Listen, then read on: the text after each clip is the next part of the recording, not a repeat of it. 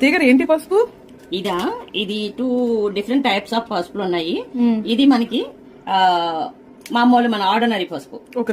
ఎంత ఎల్లోగా ఉంది, మన గార్డెన్ లో పండించుకుంది, నేచురల్ గా పండించుకుంది, ఆర్గానిక్ తో పండించుకుంది. తర్వాత మేము పాప యూనివర్సిటీని తీసుకొచ్చి ఒక మొక్క వేసాము. ఇది నల్ల పసుపు.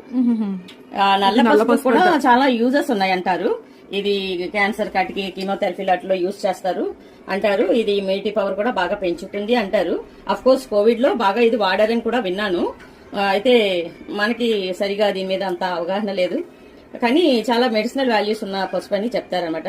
యాజ్ పర్ హిందూ మైథాలజీ ప్రకారం అయితే ఇది ఆ పసుపు కొమ్మిని, ఇంకా ఉన్నాయి చాలానా, ఆ పసుపు కొమ్మిని చిన్న మొక్కని బీరువాలో గాని, ఎప్పుడు జేబులో గాని, మీరు యూజ్ చేసే హ్యాండ్ బ్యాగ్ లో గాని పెట్టుకుంటే మీకు ధన ప్రాప్తి జరుగుతుంది, ధనం లోటు ఉండదని చెప్పేసి హిందూ మైథాలజీ ప్రకారం చెప్తారు. సో అంతవరకు నాకు దీని గురించి తెలుసు. మెడిసినల్ వాల్యూస్ అయితే చాలా ఉన్నాయి. ఒకసారి ఎక్స్పర్ట్స్ అడిగి కనుక్కోవాలి దేనికి ఎలా యూజ్ చేసేది బాగుంటదని. ఇది కూడా ఇంచుమించు ఒక 1/2 kg పైనే పండింది. ఒక మొక్క వేసాను, పండింది. అయితే ఇది ఎవ్రీ ఇయర్ మనకి కల్టివేషన్ రాదు. ఇది ఇట్లా బ్లూ కలర్ లో కరెక్ట్ గా రావడానికి 3 years పడుతుంది. ఇది మొత్తం పసుపు తయారవడానికి మీకు 3 years పడుతుంది. ఇది లేదంటే మామూలుగా ఇరిపితే మనకి మామూలు అల్లం లాగా ఉంటది, చూడటానికి అల్లం ముక్కలాగా ఉంటది. మీకు పసుపు తయారైతే ఇలా బ్లూ కలర్ లో వస్తుంది. నల్ల పసుపు అంటారు. ఇగో మీకు కరెక్ట్ గా కట్ చేసి చూస్తే తెలుస్తుంది. ఇగో బ్లూ చూసారా, నల్ల పసుపు అంట. మీరు ఎంతమంది తెలుసు ఈ నల్ల పసుపు కోసం?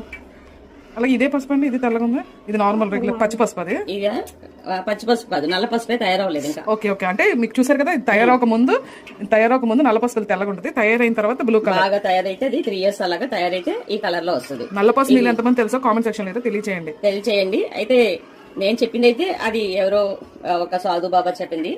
హిందూ మైథాలజీ ప్రకారం దీన్ని ధన ప్రాప్తి కలుగుతుంది, బీరువాలో పెట్టుకుంటే బాగుంటుంది, జేబులో పెట్టుకుంటే బాగుంటుంది, బ్యాగుల్లో పెట్టుకుంటే బాగుంటుంది, మీకు ధనానికి లోటు ఉండదు అని ఒక చిన్న ఇది ఉందన్నమాట.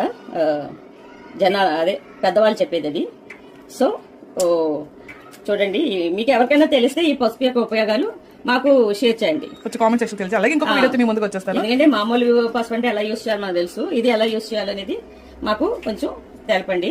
అయితే చిన్న చిటుకు నేను విన్నాను.